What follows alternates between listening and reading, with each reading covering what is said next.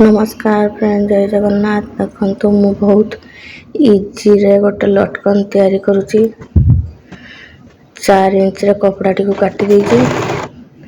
एमती लटकन सिलाई कले सिलाईटा बाहर आड़े देखा जीवनी आ बहुत इजी रे बहुत सुंदर भाव रे लटकन टी हेई जीवो।